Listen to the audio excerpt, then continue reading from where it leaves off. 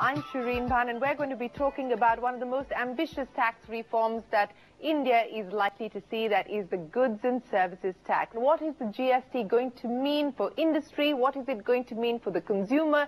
What will it mean in the short term? Will we see disruption and pain in the short term? And what are the long-term advantages? With us, Amit Bhagat of PwC, Rajeev Dimri of BMR Advisors, and Prateek Jain of KPMG. Gentlemen, appreciate you joining us here on the GST Classroom. Let me start by asking you, because these are questions that are coming in from our audience at this point in time. And the number one question that everybody is asking is, what is the big advantage of the goods and services tax? We've heard industry talk about how this is going to enhance India's GDP by between 1 and 2%. We've heard the government talk about how this is going to improve compliance, make tax administration simpler, and so on and so forth. But for the viewer, for the consumer who's watching this show, what is the advantage of the goods and services tax? How is it going to change my life? Let's start with you. Okay, before we get on to what is GST, let's first understand what is the bane of the current indirect tax regime. So if you could divide it into, let's say, 3 buckets. One is the multiplicity of taxes, which means that there's a tax at the central level, tax at the state level, and even at the central and the state level, there are various types of taxes and various authorities to deal with. So which means there are multiplicity in terms of compliances as well. So these lead to, and of course, there's no fungibility, or to simplify it, one tax paid on the procurement side, let's say VAT paid on the procurement side, cannot be offset against a service tax or an excise. Sure. So, which causes a cascading. Cascading would mean that these costs then get embedded in the product cost or the service cost. So, the issue is, how do we get rid of these problems, which ultimately increases the product cost and affects the consumer. So these are the problems which leads to a need for a solution. GST hopefully is that solution, where all these various taxes at the central level and the state level will be rolled into one single national tax in line with the one tax, one national market concept, which will reduce all these complexities, all these disputes among which authority should tax which transaction.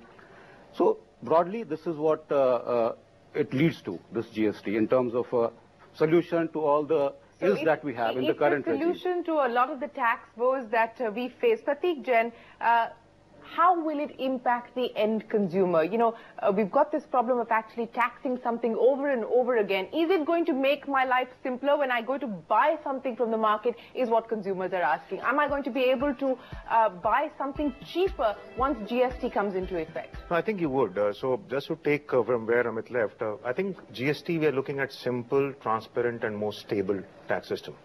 So from a consumer standpoint, today when you go and buy, you have to make a choice whether you buy from state A or state B, because the rate of VAT, let's say on mobile phones, could be different from Delhi and Haryana. So therefore, as a consumer, I'm not sure where should I buy from. When I go and buy something, I'm not sure on the invoice how much tax do I pay, because excise duty has already been paid earlier. It's not reflected on the invoice. So I don't know, right? So it's a much more transparent system. It should definitely reduce the prices, at least for the large segment of manufactured goods. Because manufacturing costs will come down, because a lot of taxes the manufacturer pays in terms of central sales tax and entry tax and so on and so forth will not be there. So that should all get reflected into the lower prices, and all of these surcharges and cesses and many of those will go away. So it's a simple tax system as well. So as a consumer, I'm happy because prices have come down. And I'm also happy because I know what I'm paying and what's going to the country. Rajeev, that's the advantage as far as the consumer is concerned. Let's talk about the big advantage for the government as well, because with the movement towards the GST, the hope is that the government's tax revenues will increase significantly, and that in fact will be a better path towards fiscal consolidation and achieve the goal of fiscal consolidation, as opposed to cutting back on expenditure. Of course, wasteful expenditure needs to be cut down, but this will be the path towards fiscal consolidation because it will enhance the government's tax revenues. We've heard the consumer argument. What will the GST mean for the government? Many dimensions to it. A much better system to administer, because part of the benefit of the GST is it's a self-policing. If you and I are transacting, I would want you to charge me the invoice, account for all taxes. So part of the work that today government does in anti-evasion, finding people, part of that work will get done by the system. So tax evasion will come down? Will come down. I mean, there is no zero tax evasion regime, but yes, it will come down because the economic incentive of today avoidance will come down. More people would like to be in the system, so it's a self-inviting, self-policing system. But at a macro level, if you're taking something which is not working and is inefficient, with introducing something which is more efficient, and the world has shown us that it is more efficient, those benefits will flow to the consumer and those benefits will flow to the government. Today, if the government has to raise revenues, it has to make choices. Do I raise this tax? Do I raise that tax? And therefore, some of those choices start creating diversions in the economy. In a GST environment, if I change a rate today, I hopefully will start seeing more revenue tomorrow. If I reduce the rate tomorrow, then the response time is much quicker. So from a government perspective, if I consolidate the market, make it efficient, reduce the diversions, goods versus services, state A versus state B, remove all these artificialities that have crept into our system. If it's a self-policing system, it responds better to my policies. What more would I want as a government from a tax system?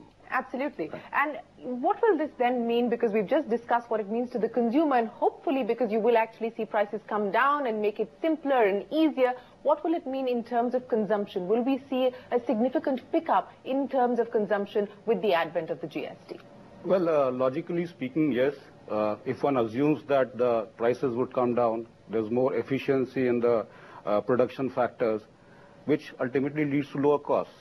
And also, it increases consumers' ability to, increases the disposable income in a way. And that would lead to a higher consumption. Pratik, what will this mean then in terms of India's competitiveness as well? Especially when we talk about India being an export hub, this Make in India manufacturing dream that the government is holding out. How will the GST help realize that ambition and that aspiration? 2-3 points. One is, I think it will significantly improve the investors' confidence, because if you look at India's ranking in ease of doing business is very, very low. And therefore, if you have a simple tax system, the confidence increases. Your exports will become more competitive, because today when you export your products, you also export the taxes along with that. And when India is compared with China, that is a striking difference what you have in India and China, because when China goods are exported, they don't export taxes. In fact, in many cases they get subsidies, right? So that is also very important. Third, which is perhaps the most important point, is that GST will hugely favor manufacturing in India. So when we talk about Make in India, it has to be there, because today it is so complex environment to deal with. What are the goods and services for which I'll get credits, and my supply chain. And even the interstate movement of goods. Absolutely. So on supply chain, because I want to avoid central sales tax, I have multiple warehouses. And there are estimates to say that more than $100 billion it gets lost in the supply chain inefficiency. So it's hugely positive for manufacturing. And therefore, I would say that for Make in India initiative, this is the single most important thing in the agenda of the government today. Rajeev Dimri, would you agree that for the Make in India objective, the GST, the advent of the GST is going to be the big game changer? Yes, it's a huge game changer. And GST is being talked about before we had a focus on Make in India, and I agree with the points that today we have subjected our manufacturing environment to so many inefficiencies and difficulties that just unbundling their potential is what is the need. Yes, it is a single biggest change that can happen for Make in India campaign. We have 1/4 of our GDP contributing 3/4 of our revenue, so it's a hugely taxed sector, and that burden needs to go away.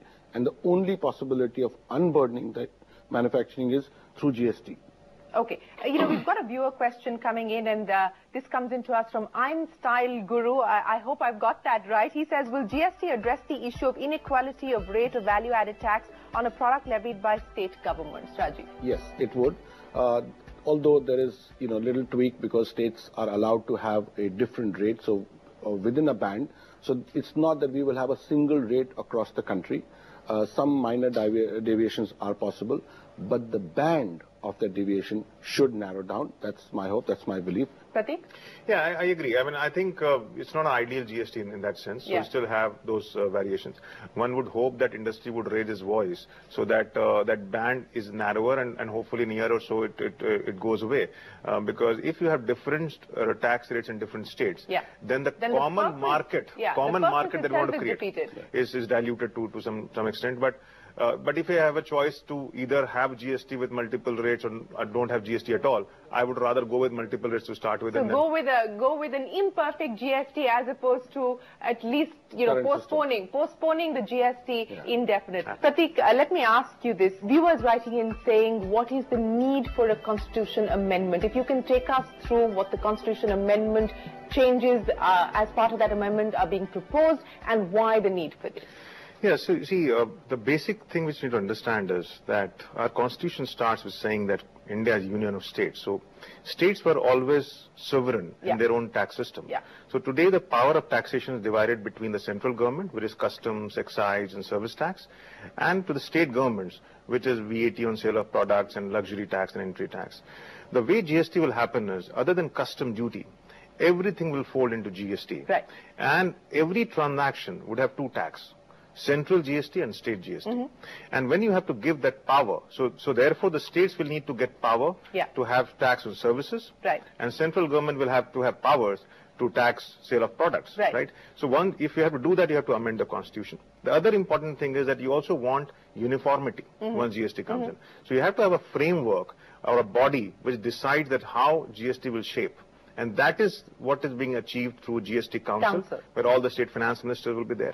And third is to have import GST. Today, as per the constitution, the states cannot impose tax on imports. So therefore, import GST has to come in.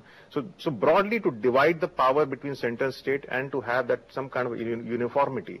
And also to decide that how the exceptions would be carved out from GST as and when required. You need to have a constitutional framework. Okay, so that's as far as the constitution amendments are concerned. And Rajeev, let me ask you this, because again, a lot of viewers asking that, what is the politics about GST? Why do we have some states saying that no, we can't go ahead, and the Congress blamed Mr. Modi when he was the Chief Minister of Gujarat for derailing this? But there are legitimate concerns that state governments have as far as the revenue loss is concerned. The government has proposed a compensation structure as well. Share with us the concerns that state governments will have to keep in mind, what the government is actually proposing in terms of the compensation structure, and how you see this proceeding forward.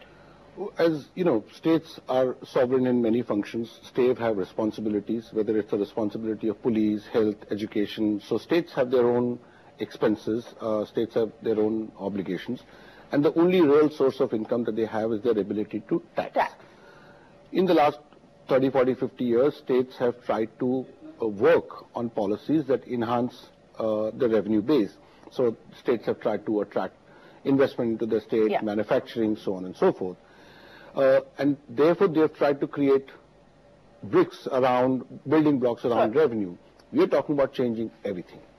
Because we have currently worked on a system where I produce in one state and sell all across India, I pay taxes in the state in which I produce.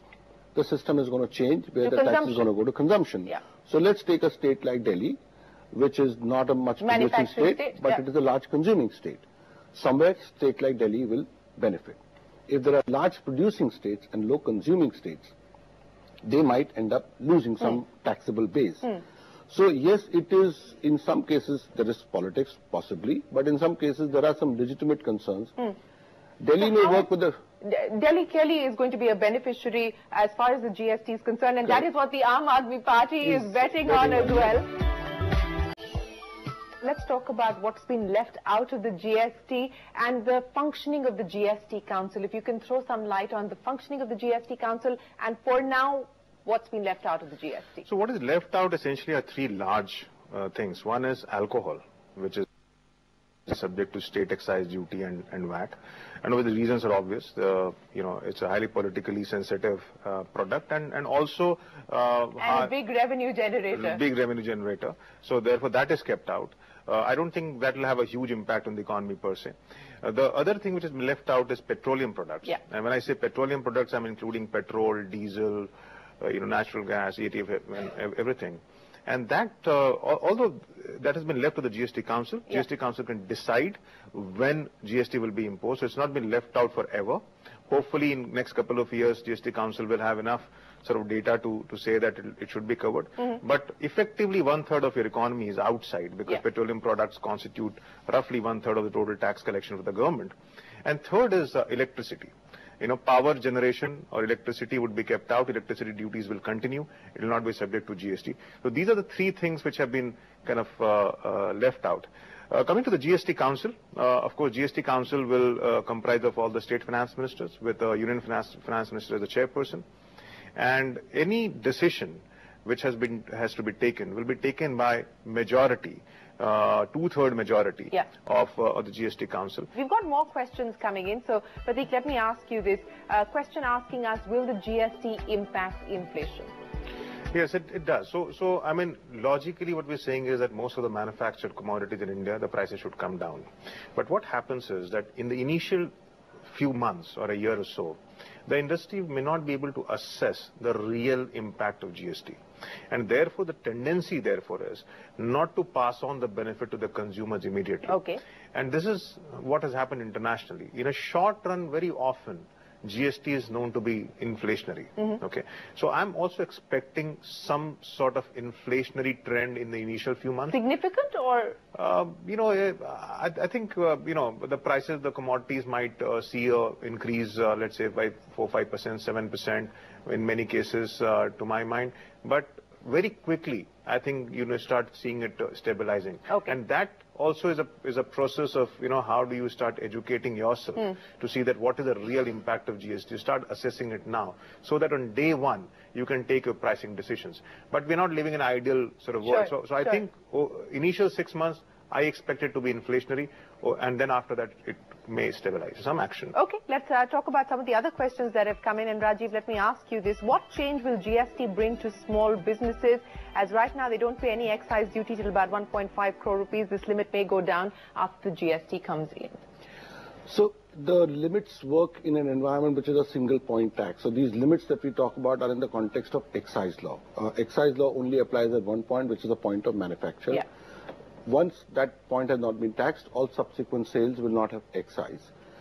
GST, which is a multi-point tax system, quite like VAT, any exemption at one point actually doesn't follow through. And therefore, even if I would have raised that limit to 2 crores, if I am dealing with goods that have multi-tier distribution aspect, that exemption does not follow through, and therefore that has to go down. So whether it is limit-based exemption, area-based exemptions, entity-based exemptions, they don't work. They're not compatible in a GST environment. So exemptions are out of the window? Unless it's a product exemption. Okay. So if it's a limit-based or area-based, I go to Uttaranchal, Himachal, those exemptions are incompatible with the system.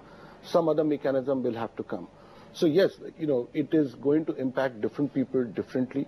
When we say it is efficient for the whole economy, but that doesn't mean that every player will find it to its advantage.